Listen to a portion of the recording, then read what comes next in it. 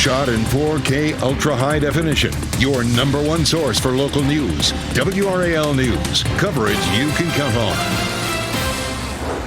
And it's a colder start this morning, but high pressure building in will help to warm us up through the afternoon. I'll show you some nice mild days in our forecast. Durham teen killed. A teenager was fatally shot at a gas station on South Alston Avenue. The search for the person responsible. And improving student performance. Wake County Schools is working to turn around some of its lower performing schools. The new initiatives looking to help those schools succeed. Good morning, everyone. It is 4:30. We're glad you're with us here on this Tuesday morning. It's going to feel really nice today, but it is a chilly start. Let's get to meteorologist Elizabeth Gardner in the WRO Severe Weather Center. Dress in layers today, Elizabeth. Yes, it was a cool day yesterday, even with all that sunshine. And so that chilly air has settled in for us this morning. But everything changes this afternoon, starts to warm us up. And then that's going to be the trend for most of the remainder of the week. We take a live look at Fitton and Cary, and the ice rink is all gone. And, I guess it's time for it. Our temperatures are going to be nice and warm this week for the most part. It is 36 this morning, but our wind is now already out of the southwest. And that's the key to our warm up for today. That southwesterly wind is going to help to bring in the warmer air. But it is cold this morning, and you might run into some patchy frost. There's some moisture out there. So 31 in Southern Pines, 32 Fayetteville, 30 in Goldsboro and Rocky Mount. We're a little warmer in the Triangle in the mid 30s, but some patchy frost is certainly a possibility. And our temperatures are running about 10 to 15 degrees colder than this time yesterday. But a nice mild afternoon is in our forecast. Again, thanks to that southwesterly flow, we'll end up with some sunshine and highs in the mid 60s. 70s are in our forecast, but so is some rain. I'll show you both coming up. Elizabeth, thank you. We are working to learn more about this police investigation in Raleigh overnight. This is video from the WRAL breaking news tracker from around 1:30 this morning near Crosslink Road. You can see police officers had a car surrounded there. We are trying to figure out what they were investigating and if there have been any arrests. We are also trying to learn more about a heavy law enforcement presence in Johnston County overnight. You're looking at WRAL breaking news tracker video from Barnes Landing Drive. That's off NC 210 near Four Oaks. Deputies are spotted investigating a car with a broken window. We have reached out to the Johnston County Sheriff's Office for more information. Durham police are searching for the person who killed a teenager at a gas station. The shooting happened yesterday afternoon at the Valero on South Alston Avenue. Police say the teen died from his injuries after he was taken to the hospital. Witnesses described the altercation as a shootout. WRAL has reached out to Durham police to see if they have a suspect and to learn more about the teen who was killed. Covering Wake County, today we'll learn more about what's being done to improve low-performing public schools. WRAL's Kelsey Coffey is live at the Wake County School headquarters in Cary. Kelsey, the school system is working to help dozens of schools through a program called Restart. Yesterday and today, we'll get an update on low-performing schools across Wake County. School leaders will come here to the board headquarters to talk about what's called the Restart program. So the district has 40 Restart schools. Those are schools that have been labeled low performing 2 out of the last 3 years. These Restart schools operate a lot like charter schools with flexibility in areas like funding and school calendars. But what actually makes a school considered as low performing? WRAL Education Insider Emily Walkenhorst says a lot of that is based on test scores. The whole process for determining low performing has been kind of fraught with disagreement over whether it accounts too much for test scores, not enough for growth. A lot of it is based on metrics that kind of require schools to, distribute along a spectrum. Walkenhorst says North Carolina has more low-performing schools than many other neighboring states, and that's a lot to do with how they handle those metrics. So she says that we'll be sure to keep everyone updated on what Wake school leaders say about how to potentially turn some of these schools around. Kelsey Coffey, WRAL News, live in Cary. Kelsey, thank you. Also today, the Wake County School Board will discuss the district's latest audit. The audit does not find any major compliance concerns. State law requires local governments to obtain an audit every year. The district has faced some budget challenges in the past year because of rising costs. They cut some expenses this year, including vacant positions and some heating and cooling costs. New developments in what's now the third week of searching for Nancy Guthrie after her disappearance. Investigators have officially cleared Guthrie's children and their spouses as possible suspects. They say they are zeroing in on a single piece of evidence, a glove found 2 miles from Nancy's home containing unknown male DNA. A person familiar with the situation says it is consistent with the ones that we've seen on the suspect in surveillance video outside Guthrie's home the night she vanished. The FBI says they are putting the DNA from the glove into their national database. Meanwhile, President Trump is once again weighing in on the case. In an interview with the New York Post, the president said the DOJ would request the death penalty for Guthrie's abductors if she was found dead. WRAL has followed new developments in this case since the beginning. You can find our extensive coverage on the WRAL YouTube page. Just search Nancy Guthrie. And watch our WRAL evening newscasts for any updates we learn throughout the day. Our evening newscast starts at 4 p.m. Troopers are investigating a serious crash in Granville County near Creedmoor. This happened around 6:15 last night on US 15 near Smith Road. Troopers say the driver lost control, hit a ditch, and swerved onto the road. The driver was taken to the hospital. We're working to learn who that driver is this morning. We're also working to learn more about what appears to be a serious crash in Durham. Sky 5 flew over the scene yesterday afternoon on Durham Chapel Hill Boulevard. You can see a pretty large emergency response. We've reached out to police to get more information on any injuries and what led to this crash. This morning, 2 of 3 lanes of Olive Chapel Road in Apex are now open after a 6-month closure. We talked to town leaders late last night, and they say crews are finishing up work on that last lane and sidewalks, which is why cones are still up. The road closed in August after heavy rain and flash flooding led to a collapsed culvert and a giant sinkhole. A Durham mother accused of killing one of her kids and trying to kill the other could appear in court today after not appearing yesterday. Andrea Faust faces a murder and attempted murder charge. We've learned she needed to go to the hospital for a medical emergency. She remains in jail without bond. We'll let you know what happens in court today. Also not in court yesterday, the woman accused of operating a dental office without a license in Raleigh. Instead, a lawyer showed up on behalf of Ebony McBean, but could not explain why she wasn't there. Cameras were not allowed in the courtroom. McBean faces several charges for practicing dental services without a license and taking patients' money for those procedures. The leader of the state's dental licensing board tells WRAL McBean left North Carolina. Police say she was arrested during a traffic stop on the outstanding warrants. WRAL Investigates has been looking into the allegations against McBean for months. You can go to WRAL.com and the WRAL News app to see our previous stories and interviews with patients who said they had work done without knowing she was not licensed. You can also read the warning from the State Board of Dental Examiners about this troubling trend. Raleigh police and the SBI arrested 4 men connected to a statewide theft ring. The group is accused of stealing cars, dirt bikes, lawn equipment, and more throughout the state. Some spots include Raleigh, Charlotte, and Asheboro. The SBI says they are currently looking for a 5th suspect, and more charges are expected. Duke basketball coach Jon Scheyer and Orange County DA Jeff Neiman disagree about what happened on the court after the Battle of the Blues game earlier this month. Yesterday, Neiman shared this post saying there's, quote, no evidence of anyone who was punched in the face. Scheyer claims one of his staff members was punched when UNC fans stormed the court after the Tar Heels won the game. Last night, WRAL's Chris Lee asked Scheyer to respond to Neiman's claim that there is no evidence.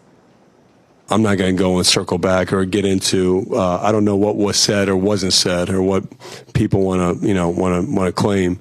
But I know what happened. This has nothing to do with me wanting him to admit wrongdoing. That's not about that. It's about the public knowing that this violence didn't occur, so there aren't reprisals of more violence. WRAL has reached out to UNC campus police asking if the department has been investigating any assaults tied to the game or found any victims. And so far, we've not heard back. It is 4:39. Neighborhood evacuated. Dozens of families were forced out of their homes after a gas leak caused chaos in Virginia. The investigation into the explosion. And speeding up service. It has been a multi-year effort for the DMV. The program expansion to build on some early success. And you're looking live at the American Tobacco campus. The Lucky Strike Tower lit up there in Durham this morning.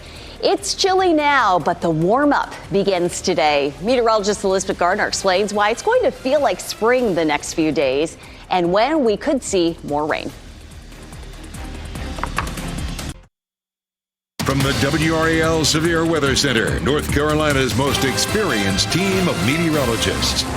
It is 4:43. For the most part, we're nice and clear this morning. So the top of the tower lit in blue for clear skies, but just beginning to see a little bit of patchy fog. As a matter of fact, take a look here. This is Lewisburg, looking over toward the Tar River, and you can see the fog's beginning to build. Now, fog is something that tends to come and go pretty quickly, and so it's just beginning. We definitely have some moisture in the atmosphere, and our temperatures are falling, and our winds are fairly calm. So that will bring us the potential for some patchy fog this morning. It's 33 in Fayetteville, 30 in Wilson, 36 in Durham, and 29 right now in Goldsboro. So it's a colder start than it was this time yesterday. A lot of the fog is in eastern North Carolina, past our viewing area. You can see where it's in the orange there. That's definitely some more dense fog, but it's a mile in Fayetteville and a mile in Rocky Mount. So it's something that we'll keep our eye on for you this morning. Walking the dog, it's colder than yesterday, so a coat feels nice out there this morning, but we've got a gorgeous afternoon on the way with highs in the mid-60s, and I'll show you why that could stick around for a while.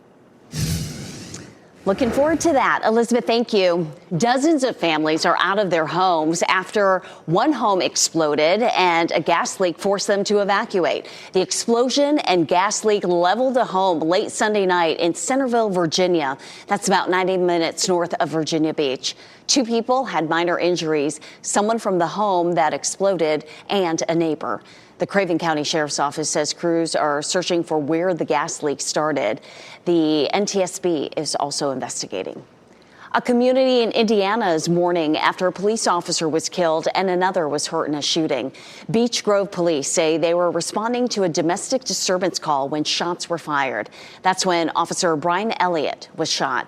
He later died at the hospital from his injuries. The suspect ran away from the scene. Police arrested 47-year-old Kenneth Johnson as a suspect. In Maryland, people are reeling after a shootout near a local mall in Baltimore.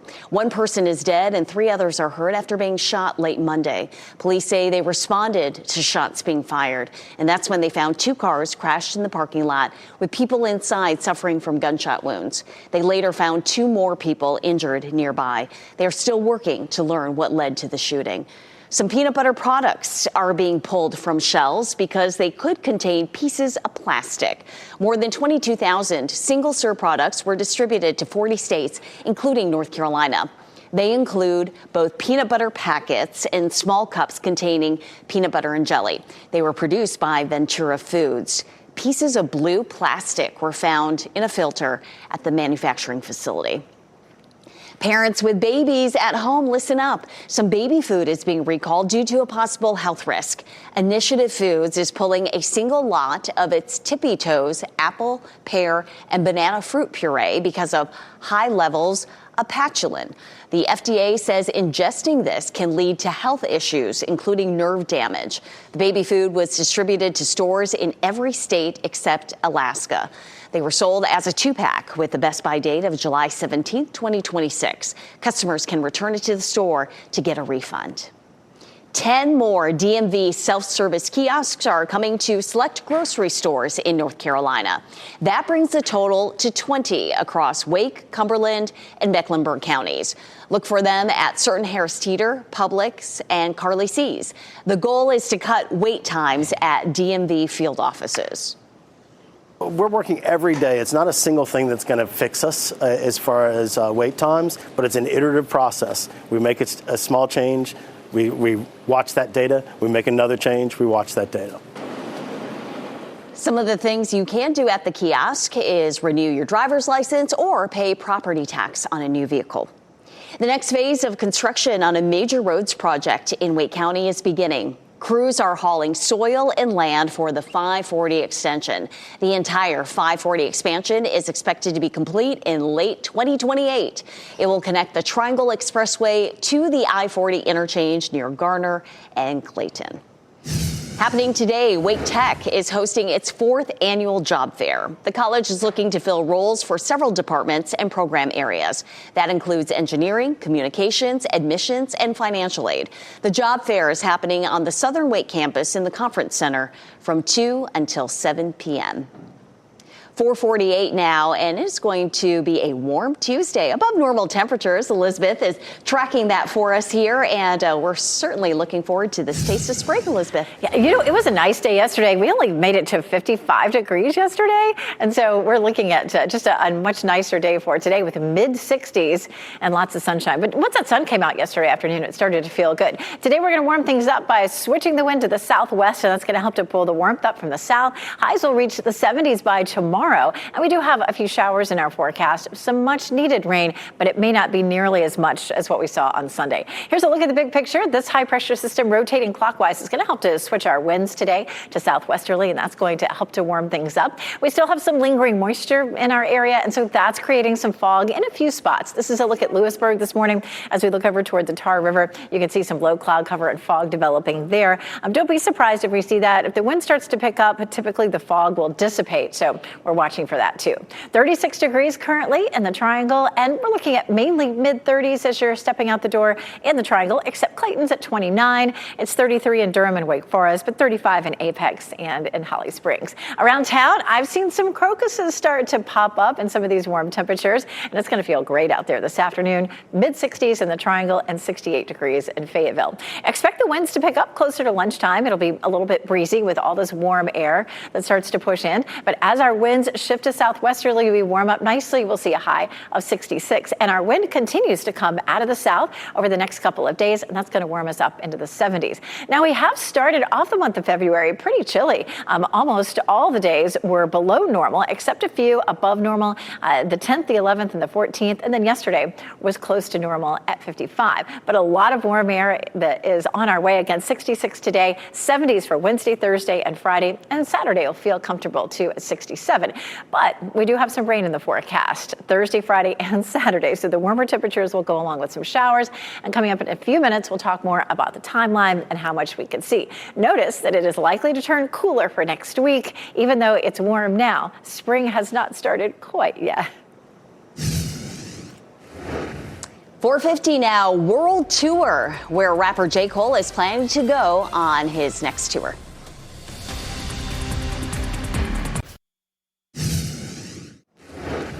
Breaking news, longtime civil rights activist Jesse Jackson has died. His family says he died this morning at the age of 84. Jackson was a Baptist minister and a two-time presidential candidate. He had been living for more than a decade with progressive supranuclear palsy. A cause of death was not immediately given. Laura Levine will have more on the story in the WRAL Live Center starting at 5 a.m. This morning, people are remembering actor Robert Duvall. The 95-year-old Academy Award winner died yesterday. His best-known roles were in The Godfather and Apocalypse Now. In a statement, his family said he died in his home in Virginia with his wife by his side. They say Duvall did not want a formal funeral, so they are encouraging people to watch a good movie or share a good story with friends as a way to honor him. Fayetteville native J. Cole says he is embarking on a world tour with stops in our area. The rapper posted the news on Instagram not long after dropping a new album. The Fall Off World Tour starts in Charlotte on July 11th. He will also stop in Fayetteville on September 23rd, playing at the Crown Coliseum. The U.S. presale starts today. Stranger Things star Maya Hawke tied the knot on Valentine's Day. The 27-year-old actress and singer married fellow musician Christian Lee Hudson in New York. Her parents, Ethan Hawke and Uma Thurman, were there. Several Stranger Things castmates attended the wedding as well. In Chatham County, the Education Foundation officially cut the ribbon on its newest little library. It's on Chestnut Street in Siler City. Since it was installed in November, more than 300 books have been shared with local children and families. All books are free for the community, and you don't have to return them. In Lee County, the Sanford ABC Board is raising awareness while rewarding students. The board opened its underage drinking prevention and education award applications. Students must write an essay about the dangers of underage drinking. They will then make a plan of action to share their research with classmates. 20 high school seniors will win a $3,500 scholarship. The deadline to apply is April 20th. Ahead at 5, searching for answers. A teen is dead after a shooting at a gas station in Durham. The response from city leaders to the recent violence in the Bull City. And improving student performance. Wake County is working to turn around some of its lower performing schools. An update on the work being done. Plus, Helene funding. More money is on the way for Western North Carolina. How this will help speed up recovery.